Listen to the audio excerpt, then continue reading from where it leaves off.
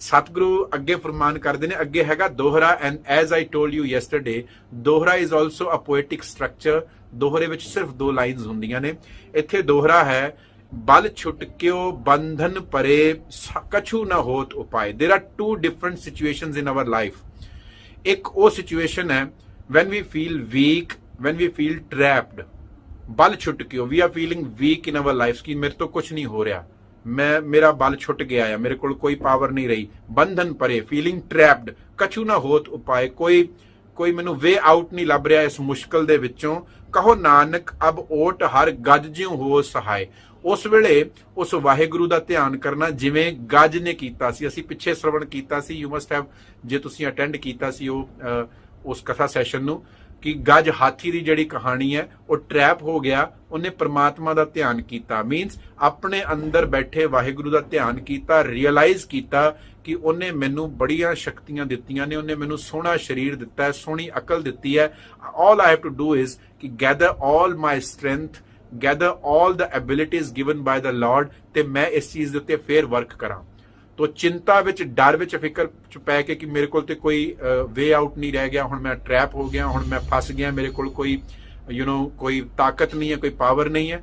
तो rather wasting our energy and time, precious time on all these things, असीं की करिए अपनी लाइफ विच परमात्मा वल देखिए कि उन्हें मैनू सब कुछ दिता होया। Gather all our strengths and then put it over there. फिर राह निकलते हैं, फिर जिन्हों असीं कह दिंदे ना, God helps those who help themselves. अगली सिचुएशन गुरु तेग बहादुर साहब कहते बल होवा, कि एक होर सिचुएशन लाइफ च आउंदी है जदों we have all the power, जो साडे कोल पावर हुंदी है, स्ट्रेंथ हुंदी है। बंधन छुटे, कोई बंधन नहीं है, we don't have any bondage, कोई किते ट्रैप नहीं है, बिल्कुल आजाद हैगे आ। सब कुछ हो तो पाए, we have all kind of devices, all kind of things with us. Success हैगी, अचीवमेंट्स हैगी, खुशियां दा वेड़ा जिन्हों असीं कह लईए। नानक सब कुछ तुमरे हाथ में, तुम ही होत सहाय। गुरु तेग बहादुर says in those times too, जदों you have everything with you, you are not trapped anymore, you have all the power। उस वेले भी, उस सिचुएशन तो बाहर आउण तो बाद भी, या ऐसी खुशियां दी सिचुएशन विच भी, पावर दी सिचुएशन विच भी, वाहिगुरु अगे अरदास करो, सतगुरु जी हे परमात्मा, oh Lord, you have blessed me with all these things, this power, I am free, I have everything with me, मेरे ते कृपा कर। Show me the way how to use this power, show me the way कि मैं हुण इस चंगे time which किहड़े कर्म करने ने। उस वेले भी उस वाहिगुरु अगे अरदास करनी, संग सखा सब तज गए, कोऊ न निभयो साथ, कहो नानक एह विपत में टेक एक रघुनाथ। जिहड़े वेले लगे कि कुछ भी मेरे कोल नहीं रहा, सारी वो स्ट्रेंथ, सारे वो जिहड़े विकार जिन्हां करके मैं किसी ऐसी सिचुएशन च फस गया, लालच करके या किसी होर विकार करके किसी सिचुएशन च फस गया, उसके बाद सब कुछ जांदा नजर आ रहा। संग सखा, असी संगी साथी की बनाए, लोग बनाए अराउंड अस, द पीपल। असी संगी साथी किनू बनाया, पैसे नू, पावर नू। गुरु जी सेज कि ये सब कुछ चला जाए, कि कोई ऐसा वेला लाइफ च आवे कि संग सखा सब तज गए, all those things and people and circumstances जिन्होंने मैं अपना कंपेनियन बना लिया सी कि मेरे है। when they are lost, जो चला भी जावे उस वेले भी, कहो नानक ए विपत में, in that kind of trouble, उस ट्रबल दे विच भी टेक एक रघुनाथ, ओदा आसरा लै, उसदा सपोर्ट तक, ओदी रिफ्यूज विच जा, जिहड़ा तेरे अंदर वाहिगुरु बैठा है। सतगुरु जी सेज नाम रहयो साधु रहयो, रहयो गुरु गोबिंद। याद रख मेरे मना, तेरे नाल किन्ने रहना आ, नाम रहयो। नाम परमात्मा दा नाम, ਉਹ ਕੀ ਸੀ, ਰੱਬੀ ਗੁਣ। गुणा करके नाम ने ना रब दे, जिवें राम रोम रोम च रमिया होया। जे तू ये गुण अपने अंदर लै आवें कि राम, वाहिगुरु, वाह गुरु, वाह गुरु, वाह इज एक्सक्लेमेटरी, जिथे असी तारीफ करते हैं। जदों असी वाह ही कह दिता उस परमात्मा नू, गुरु वड्डा, जदों उसनू वाह कह दिता, वाह गुरु कह दिता, फिर कंप्लेंट्स किदां रह गईयां, फिर डिजायर्स किथे रह गईयां। वाह गुरु in itself says I am thankful.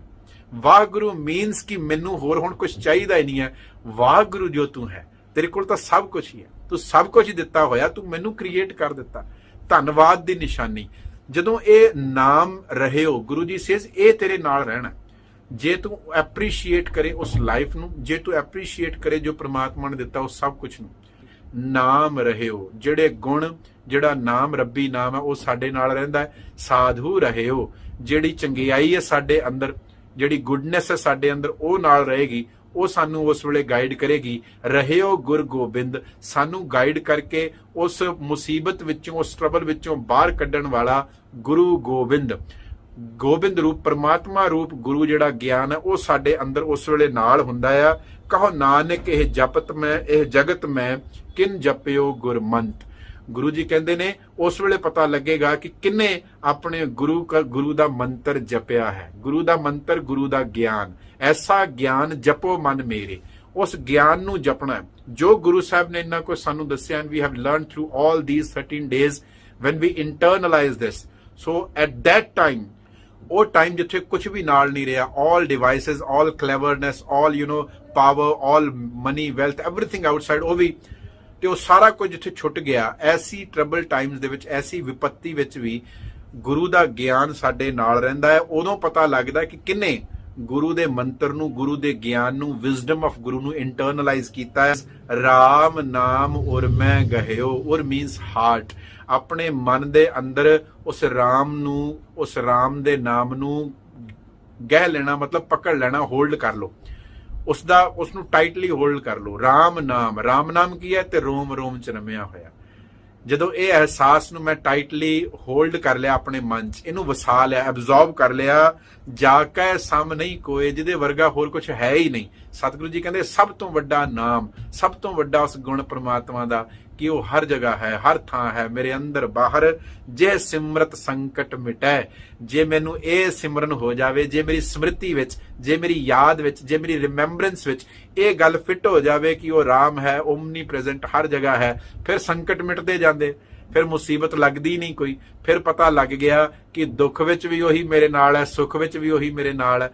ਫਿਰ ਉਹ ਰਿਗਰੈਟਸ ਨਹੀਂ ਰਹਿਣਗੀਆਂ ਕਿ ਸੁੱਖ ਵੇਲੇ ਤੇ ਲੋਕੀ ਮੇਰੇ ਕੋਲ ਆ ਕੇ ਬੈਠਦੇ ਆ ਜੀ, ਜਦੋਂ ਮੈਂ ਦੁਖੀ ਹੁੰਦਾ ਫਿਰ ਕੋਈ ਲਾਗੇ ਨਹੀਂ ਆਉਂਦਾ। ਮੈਂ ਹੈਲਪ ਕਰਦਾ ਆ, ਮੇਰੇ ਕੋਲ ਪੈਸਾ ਤੇ ਲੋਕ ਆਉਂਦੇ ਨੇ, ਜਦੋਂ ਪੈਸਾ ਨਹੀਂ ਹੁੰਦਾ ਤੇ ਨਹੀਂ ਆਉਂਦੇ। ਫਿਰ ਇਹਨਾਂ ਚੀਜ਼ਾਂ ਦੀ ਉਹ ਬੌਦਰ ਨਹੀਂ ਕਰਦਾ। ਸੰਕਟ ਹੀ ਮਿਟ ਗਏ ਜਦੋਂ ਇਹ ਅਹਿਸਾਸ ਅੰਦਰ ਵਸਾ ਲਿਆ, ਐਬਜ਼ੌਰਬ ਕਰ ਲਿਆ ਕਿ ਉਹ ਰਾਮ ਰੋਮ ਰੋਮ ਚ ਰਮਿਆ ਹੋਇਆ, ਦਰਸ ਤੁਹਾਰੋ ਹੋਏ।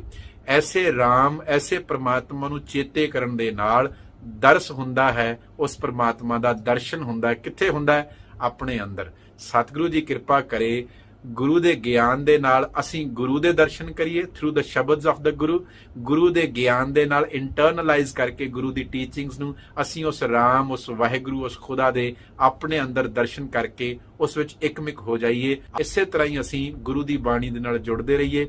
ਭੁੱਲ ਚੁੱਕ ਦੀ ਖਿਮਾ ਜੀ। ਵਾਹਿਗੁਰੂ ਜੀ ਕਾ ਖਾਲਸਾ, ਵਾਹਿਗੁਰੂ ਜੀ ਕੀ ਫਤਿਹ।